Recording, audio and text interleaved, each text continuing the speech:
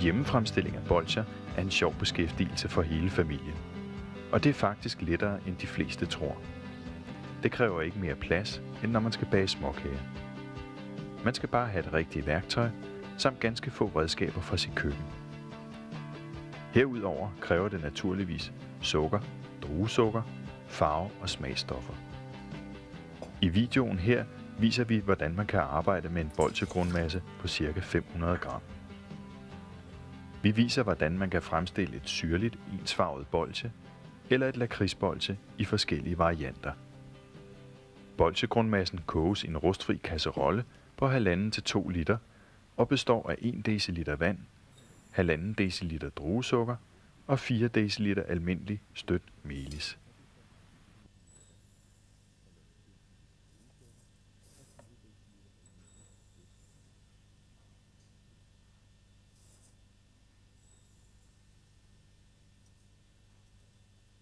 Når alle ingredienserne er hældt i gryden, røres der rundt til alt vandet er opsuget. Vi arbejder her på den ru side af en bolsjemåtte, som er placeret oven på et skridsikkert underlag og et kraftigt frottéhåndklæde. På denne måde ligger det hele godt fast, samtidig med, at man holder bolsjemassen varm og skåner bordet.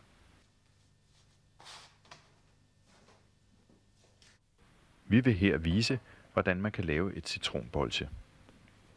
Hertil skal vi bruge citronsyre, gul farve og citronolie. Vi tager 2 teskefulde citronsyre, 1 ml gul farve,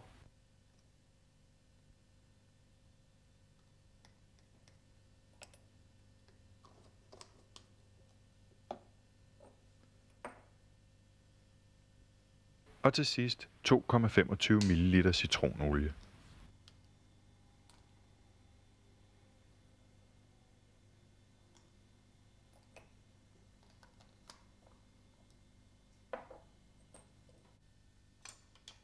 Det er vigtigt, at alt, der kommer i berøring med den varme bolsjemasse, er olieret. Vi bruger en neutral smagende olie, som f.eks. vindruekerneolie. Saksene skal olieres både på skærefladerne og på siderne af skærene. Det er praktisk at have 2 sakse parat, hvis den ene skulle blive klæbrig af at klippe i bolsjemassen. Et tyndt lag olie fordeles ud over bolsjemåtten med skraberne, der samtidig også får et lag på begge sider. Når alle ingredienser og værktøj er klart, tændes der for kasserollen på fuld varme. Termometeret skal koge med op fra start for at undgå et varmechok. Efterhånden som vandet koger væk, stiger temperaturen. Gryden tages af varmen, og termometeret tages op. Det kan sættes forsigtigt ned i et målebæger med kogende vand for at undgå et kuldechok. Bolsjemassen skal koges op til 165 grader. Det er vigtigt for det færdige resultat, at temperaturen ikke bliver højere eller lavere. Lavere temperatur giver seje bolsjer, og højere temperatur vil branke bolsjemassen. Bolsjemassen hældes nu ud på bolsjemåtten. Det sidste skrabes ud med en grydeskraber.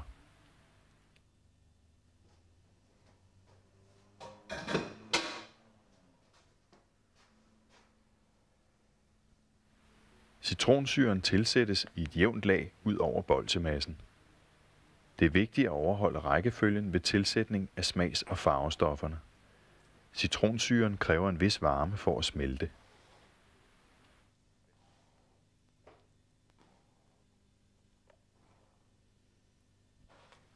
Vær opmærksom på, at hvis der skal bruges rød farve, skal den først tilsættes ca. 2 minutter efter, at citronsyren er opløst.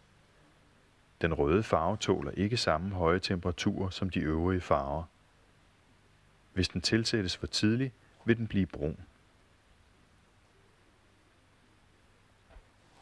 Når du arbejder farver og smagsstoffer ind i bolsjemassen, er det vigtigt at arbejde i cirkelbevægelser rundt langs kanten og ind mod midten. Det sikrer hele tiden en ensartet temperatur i bolsjemassen, mens den langsomt afkøles.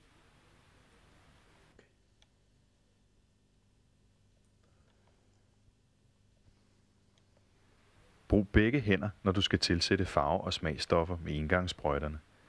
Så sikrer du en jævn fordeling og undgår at stænke.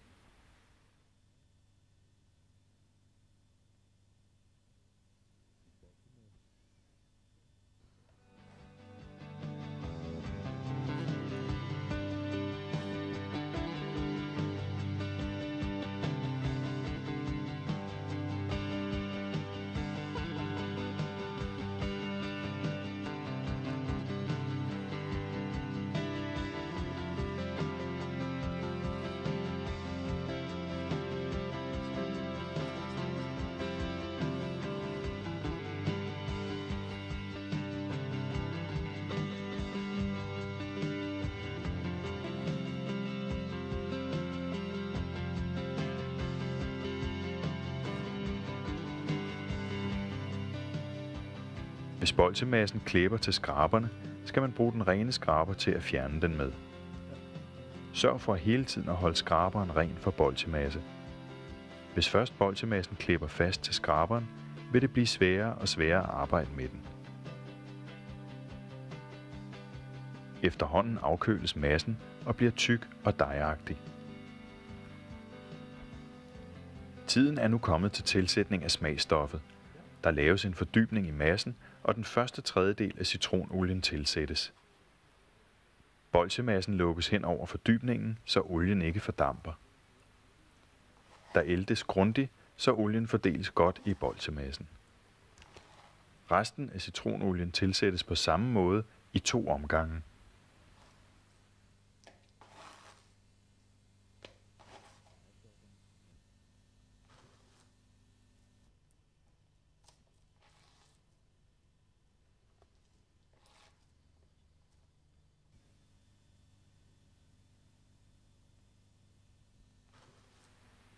Smags- og farvestofferne er nu æltet godt ind i bolsjemassen, som nu er blevet kølet så meget af, at vi kan begynde at klippe bolsjerne.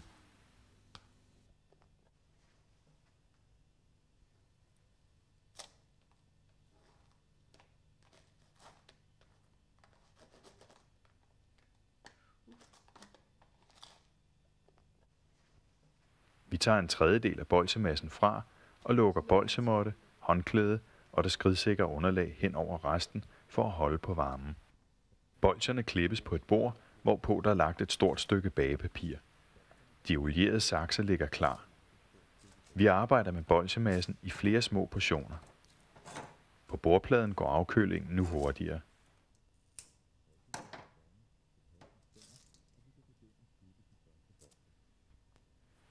Bolsjemassen formes til passende stænger, og vi kan begynde at klippe de første bolsjer. Bolsjerne klippes som små firkantede puder.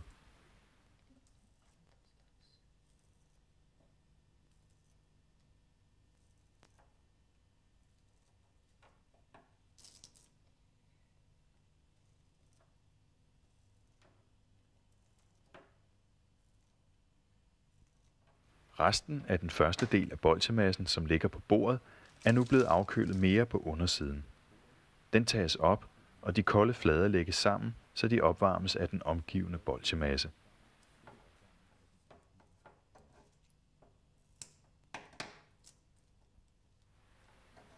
De næste bolsjer, vi klipper, klippes med bolsjeklippet. Efter hvert klip drejes stangen 90 grader, så det næste klip ligger på tværs af det foregående. Når bolsjerne klippes, skal man sørge for, at de ikke kommer til at røre ved hinanden. De klipper let sammen og kan kun klippes fra hinanden igen.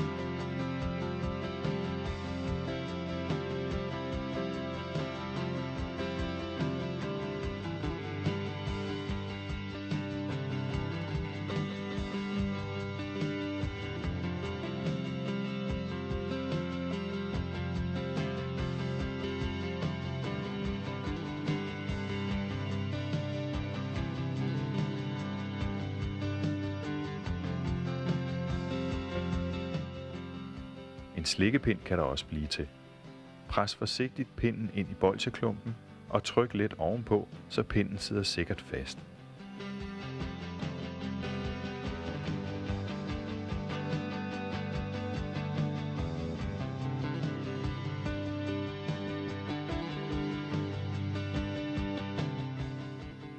Vi har taget den næste tredjedel af bolsjemassen fra og skal vise, hvordan man kan få den til at ændre karakter ved at trække den. Når man trækker bolsjemassen og skiftevis lægger den sammen, arbejder man lange, tynde luftkanaler ind i den. Herved bliver den perlemorsagtig og ugennemsigtig.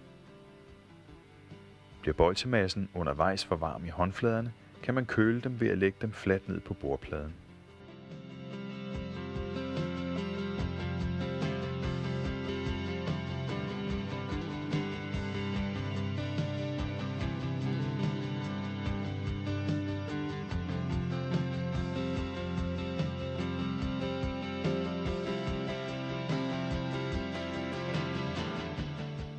Vær opmærksom på, at bolchemassen afkøles hurtigere, når den trækkes.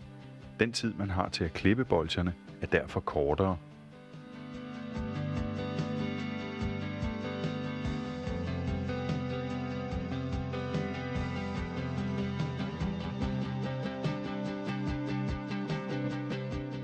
Bolchemassen er nu trukket og er klar til at blive klippet. Den snos let, og et mindre stykke tages fra til at klippe bolcherne af.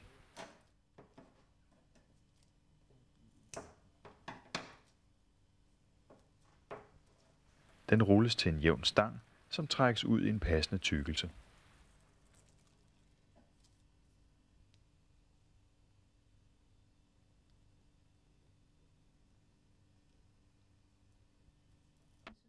Vi klipper igen bolcheklippet og får flotte, perlemorsagtige citronbolcher.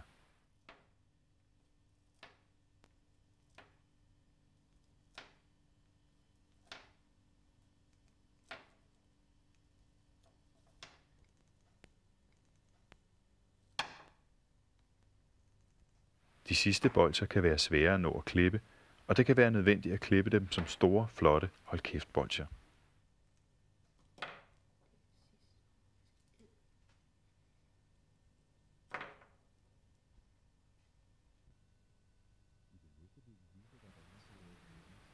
I det næste vil vi vise, hvordan man kan lave dameskrå og spejderhavl. Først skal vi tilsætte den sorte farve, som skal fordeles jævnt i bolchemassen. Den kraftige varme fra bolchemassen får den sorte farve til at koge op.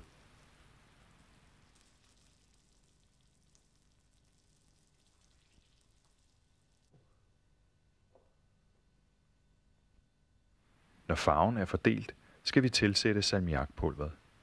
Vi tilsætter lidt af gangen og rører grundigt med skraberen. Vi arbejder stadig i cirkelbevægelser langs kanten og ind mod midten for at opnå en ensartet afkøling og en god fordeling af pulveret.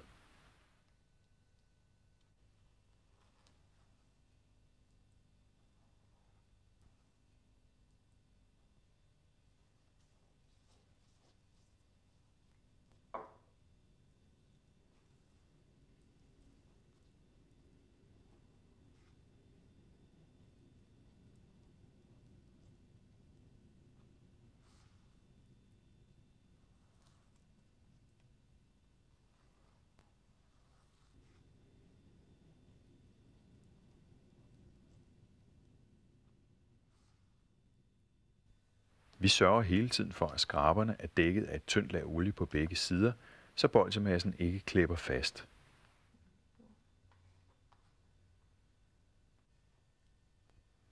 Al salmiakken er nu fordelt i den varme sorte bolchemasse, og turen er kommet til lakridsekstraktpulveret. Det skal tilsættes let ad gangen, da det ellers nemt danner klumper. Vær opmærksom på, at tilsætning af pulver er med til at køle bolchemassen hurtigere end ellers.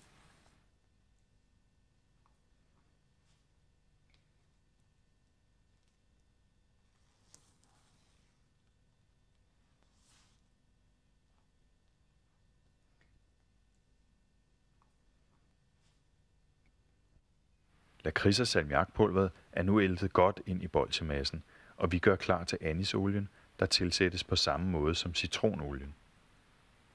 Bolchemassen lukkes hen over olien, og der æltes grundigt.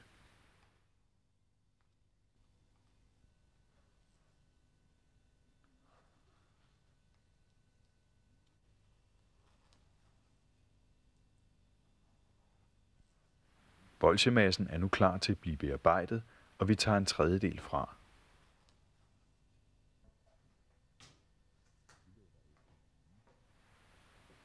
Vi lukker af for varmen.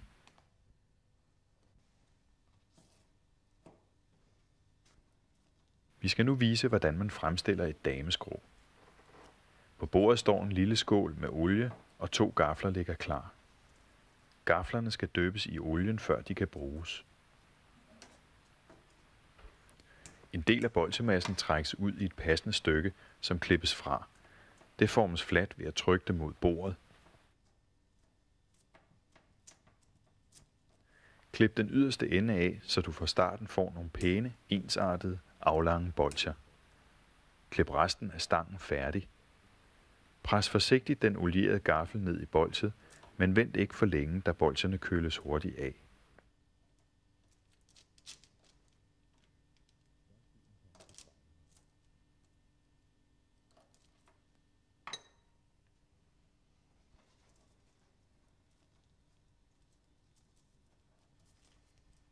Så er turen kommet til spejderhavl.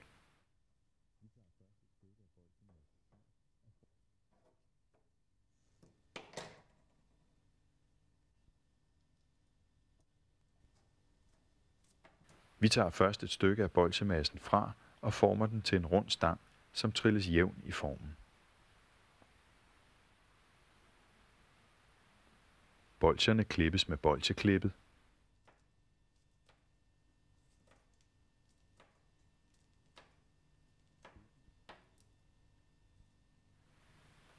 De spidse hjørner trykkes forsigtigt ind, så bolsjerne bliver mere runde.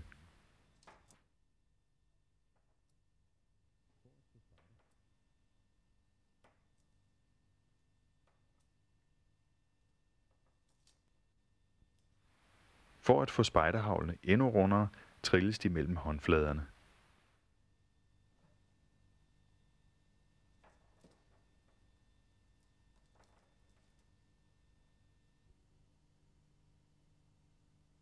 De færdige spejderhavl skal rystes i lakridsekstraktpulver for at blive rigtig gode.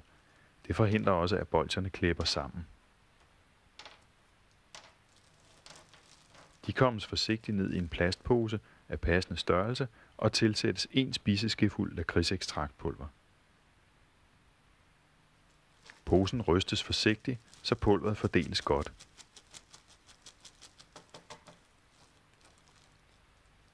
Det overskydende pulver sigtes fra og kan bruges til næste portion.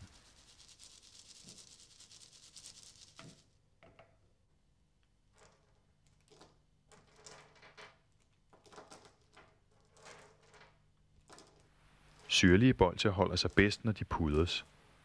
Vi bruger en blanding af flormelis og magnesiumstearat.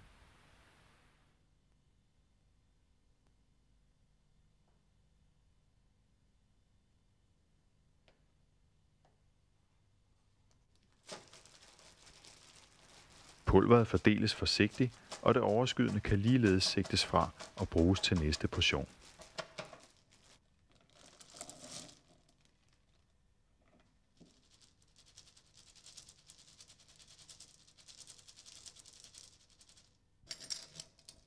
De færdige bolsjer skal opbevares på tætsluttende glas eller plastposer, og så koldt og tørt som muligt. Det er vigtigt at pakke de færdige bolsjer efterhånden som de fremstilles. På den måde undgår man, at de suger fugt fra luften og bliver klæbrige. Se i øvrigt opskrifter, råd og vejledning i det medfølgende hæfte. Rigtig god fornøjelse.